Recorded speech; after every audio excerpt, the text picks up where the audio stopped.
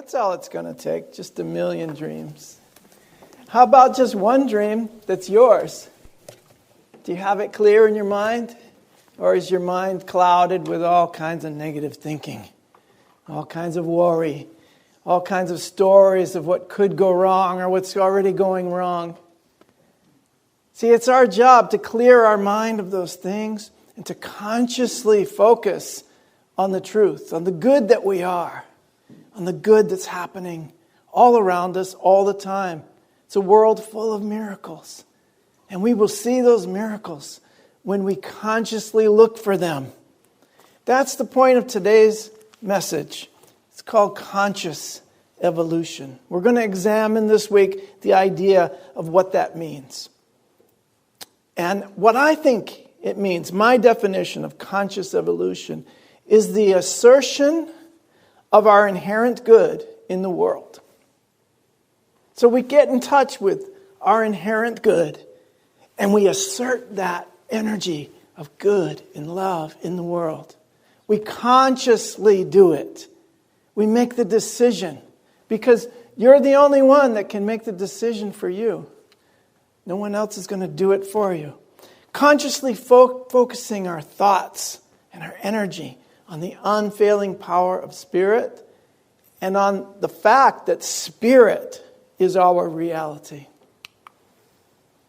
As Unity Truth students, we have a great opportunity to participate in our own evolution and the spiritual evolution of all humankind. Because Unity is a place that openly says God is love and only love. That there's one power and one presence active in the universe and in my life. And not only that, that presence dwells in me. That everyone is inherently good. Everyone has the spark of divinity or the Christ light within them. So you are inherently good. And if we can only believe that about ourselves fully, 100%, think of how much that will change your life. Think how much your life has changed just entertaining that idea that I am inherently good. Lying down at night and saying, I am God's holy child. I am inherently good. I am love and only love. It doesn't matter what I thought or did before this moment. This is the moment where I realize I am good and only good. And that's what we can concentrate on. We can consciously evolve that. And the wonderful part about this is that doing this makes you capable of transcending time and space altogether. It's the fastest way of transforming the human experience. It's consciously focusing on the truth of your being. Evolution is a flow. It's a constant flow. It's never changing. It's certain. It's the certain unfolding of life. And there's nothing or no one who's going to stop that movement, that expansion of energy that we call evolution. However, we can participate in it. We can participate in the development of humankind. Charles Fillmore has a great definition of conscious evolution. He says it's the development of humankind working under spiritual law. So finding out about these laws is the first thing, and then working with the law. I'm going to read it from my favorite little book, The Revealing Word. He says, conscious evolution, the unfolding of the Spirit of God into expression.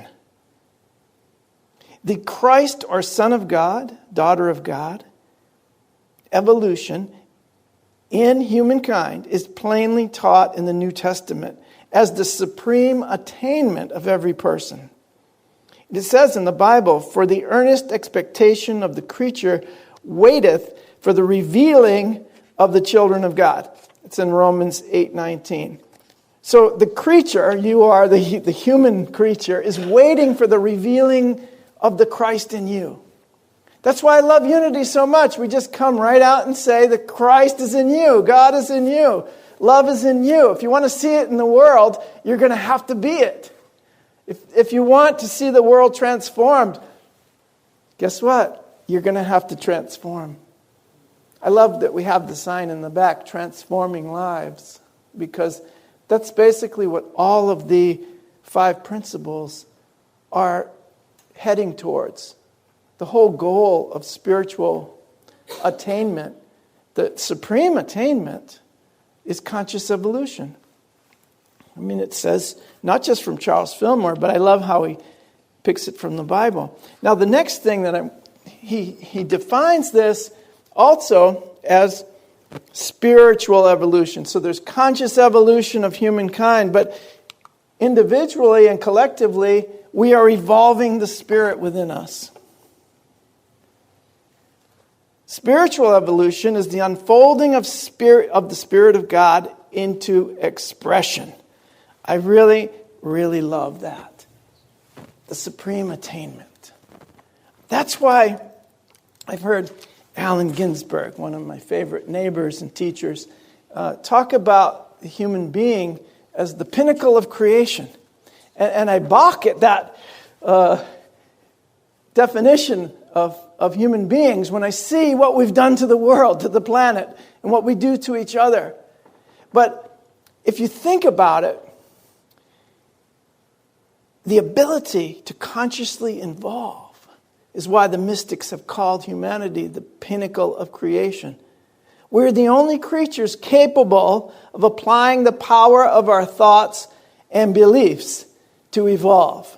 We can witness our evolution. We can witness ourselves. We have a thing that we call evolution. The rhinoceros just evolves. The elephant just evolves. It doesn't. The plants, the trees, they just evolve. They don't have to go and study their evolution and make a choice to evolve consciously. But we do. And some of us see it as a burden, this ability to witness our own thoughts. Because we feel guilty. We feel guilty for the seeming separation from God and from each other. The seeming continuance of war, of polluting the planet, of all the hurtful things that human beings have done to themselves, to others, and to our environment. We feel like we accomplished the separation. We actually did separate from God. It's not true. You think you did and you feel guilty about it and you're trying to fix it.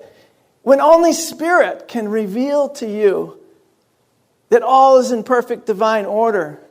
That what you have done actually had no effect on the Spirit. It had no effect at all on the perfection of the universe. It only affected you. You've been using your neighbors, the ones you judge, to hurt yourself. Those that you condemn, you're condemning yourself. Those that you talk about, you're just talking about yourself.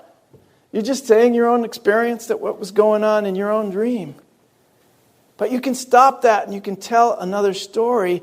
You can tell the story of your inherent worth. And you can assert that good in the world. This is my definition. The assertion of our inherent good in the world. It means that we are consciously making decisions which are positive, which are caring, which are loving. We're making decisions that are healing, that are helpful, as well as illuminating, enlightening, and revealing the truth of who we are. All humankind is waiting in earnest expectation for the revealing of the children of God. So reveal yourself. Don't play the game of being separate any longer. Reveal yourself. The sons and daughters, the children of the Most High. Reveal yourself. I might put that one up on the internet. So the point of spiritual growth is living from the Christ within. This is something I read in the 5 Principles. And if you guys are around in a month or two, we're going to do another class on the 5 Principles. And it's also a class, if you want to become a member at Unity, that is required to take. So we hope that a lot of new people will come and join us in that. But it includes this book, written by Ellen Davenport. And she says, the point of spiritual growth is living from the Christ within. It's making decisions from our higher self. It's loving with unconditional and the inexhaustible energy of the divine and contributing to the well-being of the planet. And she also goes on to say, it is to express effortlessly who we truly are. Effortlessly. It shouldn't be hard to express who you truly are. It's just that we need to get in touch with who we truly are. She asks a great question here. She asks you to imagine how much faster we could evolve with conscious spiritual growth. Just imagine that right now. How much faster can we evolve as a species if everyone is consciously growing spiritually? Think about what it's done for you in your life. Think of, why did you come here this morning? Why are you watching us online? Because it helps you to grow spiritually. You're consciously making a decision to join with others who are growing spiritually. We don't have to all believe the same ideas or have the same theology or any of that. But we have to have a commitment to grow along spiritual lines. That's the recovery process, by the way, in the 12 steps, is that we're willing to grow along spiritual lines. That's all. That's all it takes. And we are recovering something spiritually. We are recovering the knowledge of who we are. We're recovering our spiritual identity. We're recovering our true self. We're remembering. So, making decisions from your higher self. She says, you know what she says? It means, if you're going to do that, it means giving up our attachment to the drama of human experience. Oh boy, some of you love the drama so much. You don't want peace of mind because the drama goes away. What are you going to watch on TV if you have no drama? What are you going to tell your friends at parties if you have no dramatic stories to share? Oh my goodness, you don't feel alive unless you got some kind of chaos going on, some kind of crisis. And if there's no crisis going on, you go out and create one. Human beings are sometimes insane. You throw away your peace of mind for that drama. But listen, putting Spirit in charge of your life means giving up your attachment to the drama of human experience. It means putting the soul in charge of your life rather than the ego.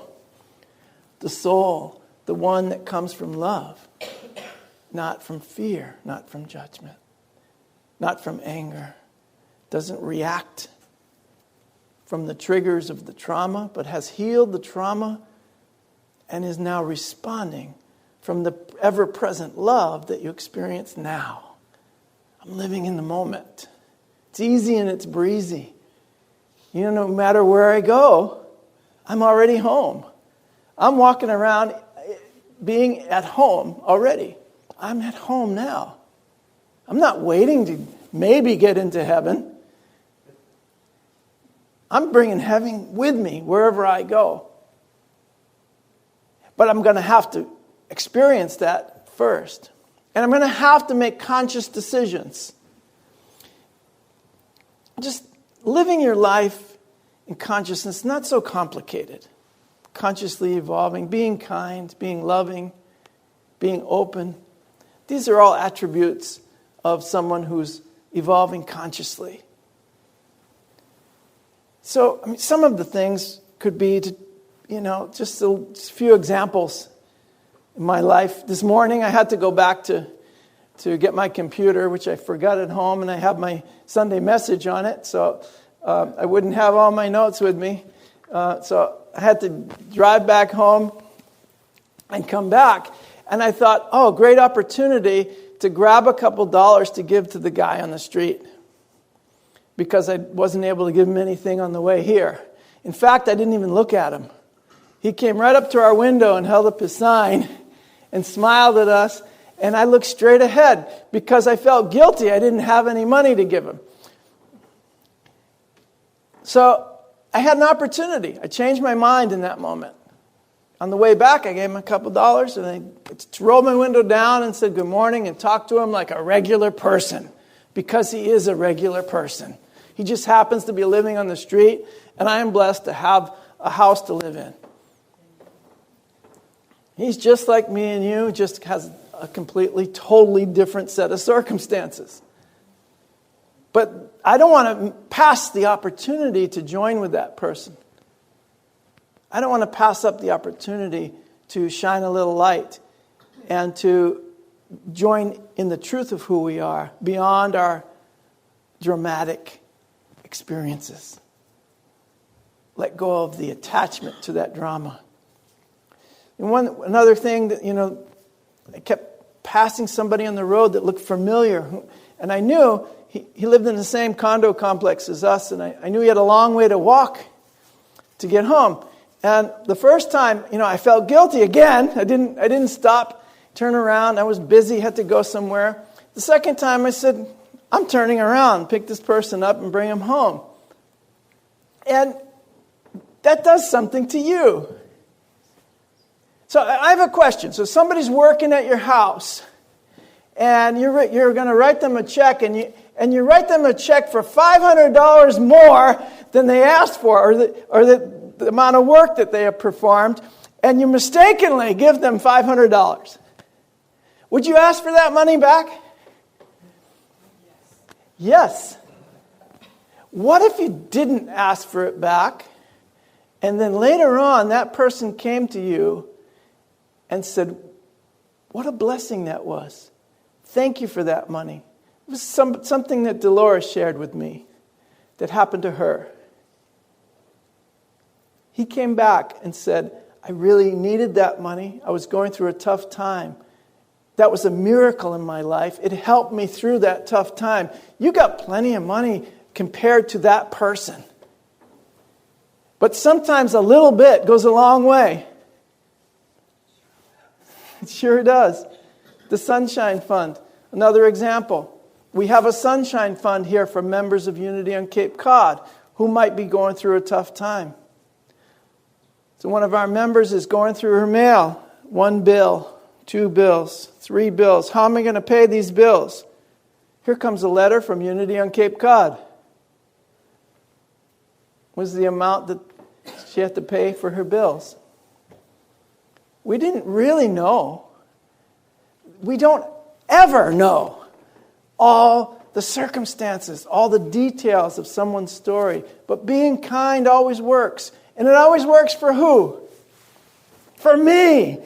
To think that I helped someone have a miracle in their life, whether it's financial or any other way, that helps me. That raises my consciousness. We raise up ourselves by lifting others. We rise by lifting others. And it seems so basic and so easy.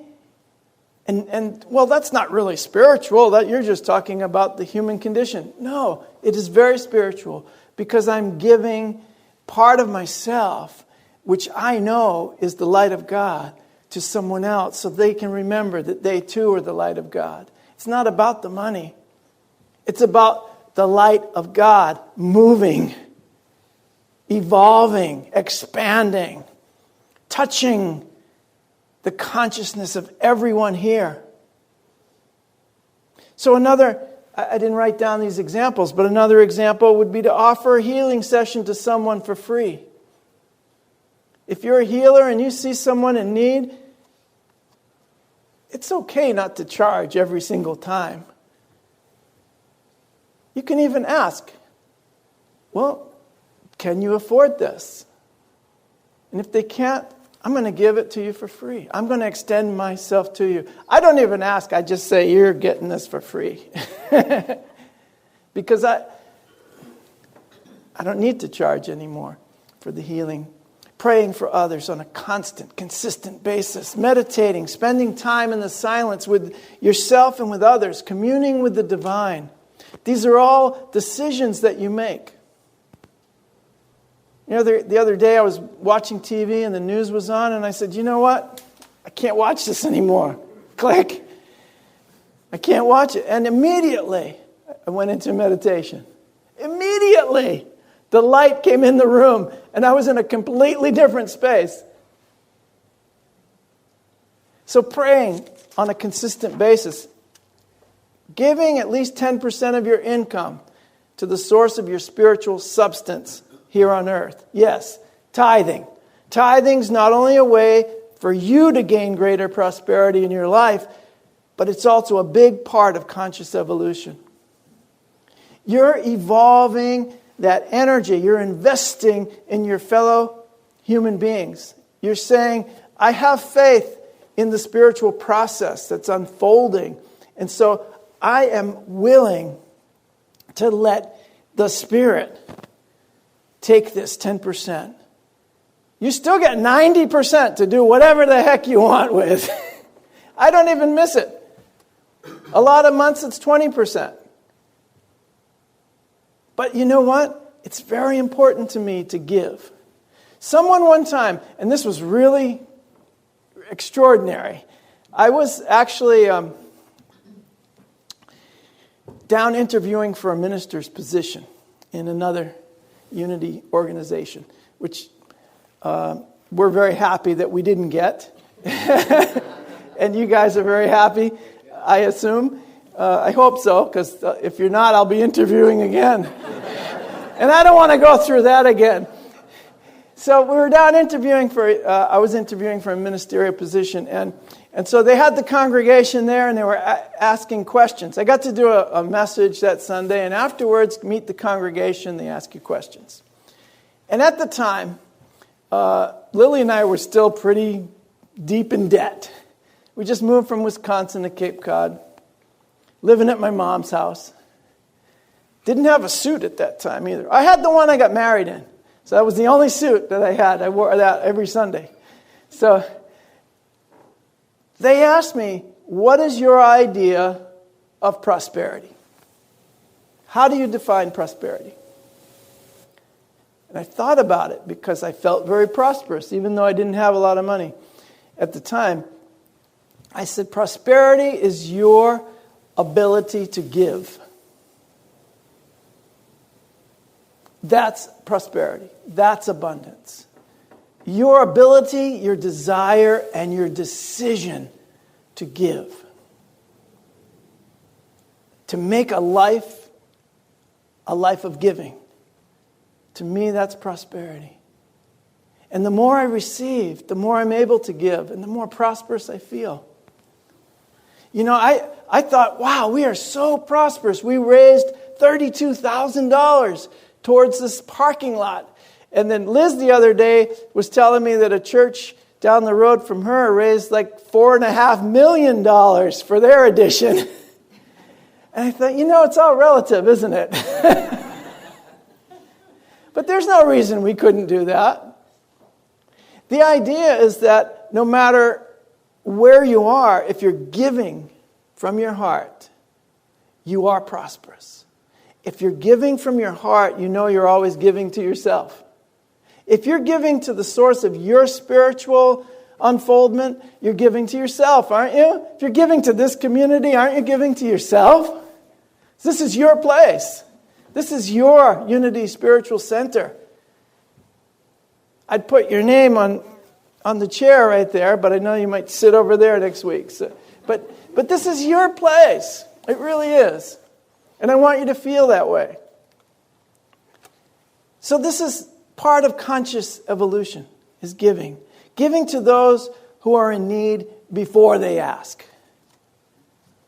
Most folks are going to be too shy, maybe too embarrassed to let you know that they're going through a tough time. Give before they ask. Another part of conscious evolution is mindful interaction with nature. Do you ever find yourself talking to the flowers and the trees and the birds? He's pointing to his wife over here. All the time. You're talking to the animals. And You know, if somebody comes by and looks at you, you just pretend you're on a phone call. It's my Bluetooth. No, I'm all the time. I'm always talking to the birds. I try to mimic their sounds and talk to them. One time a bird came and flew next to me, and I was whistling, and it was whistling back, and it stopped for a second and looked at me, and it got really mad, as if to say, "You're not a bird." Lily noticed it. She was sitting there. It was hilarious. But we have a lot of fun mindfully interacting with nature. And having fun, being creative, bringing more joy to people's lives, bringing more joy and happiness to the world. You know, that's why you guys probably are musicians, because you're bringing joy and happiness to everyone you meet. And what better job there is there than that? Having fun and acknowledging that you were created in love and for love, and you're setting the intention to bring more love into this world. You consciously make a decision to do these things. And it really brings you more joy each time you make that decision.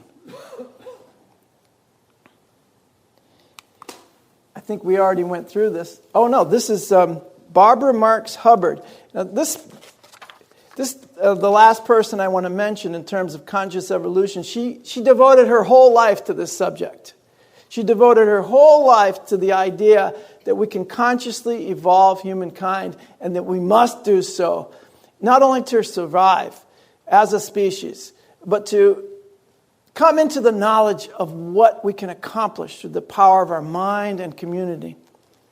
And so she said, wherever a few people are gathered, just a few, just right here, with a spiritual impulse to connect, to resonate through the heart, to make a shift from their own ego to their essence, and then to connect whatever they are working in the world. Connect that to the world. Connect this feeling, this spiritual impulse within you to what you're called to do in the world. That's an evolutionary circle. That's what we've created here today. That's what they create in Sunday afternoons with the Sangha, meditation. It's an evolutionary circle because we're consciously choosing this connection through spiritual impulse. We are in fact gathering here today with this spiritual impulse. We're connected to our essence, we're resonating through the heart, and we're bringing about another step in our evolutionary destiny. So it's very important that we gather here. It's very important that we continue to do this. This is how we raise up the consciousness of humankind. I love it. The fact remains, my friends, you are the light of the world. You are. Being the light of the world, you can bring about extraordinary shift in consciousness, which is capable of transcending space and time. Isn't that amazing? You can do that. You can shift the consciousness of humankind. It is the fastest way of transforming the human experience. And this is performing the action of a world powerfully transformed, not just having a vision. We are actually performing the action of transforming this world through our shared spiritual awakening. So let's be about it, dear ones. The world cannot be transformed if you are not. So let's consciously put all of our effort into evolving our spiritual identity. Let's consciously join together in that effort. Let's consciously love and heal one another. Let's consciously stay connected no matter what, knowing that time and distance cannot separate us. Let's consciously know that we are blessed and consciously be a blessing. Thank you. Amen.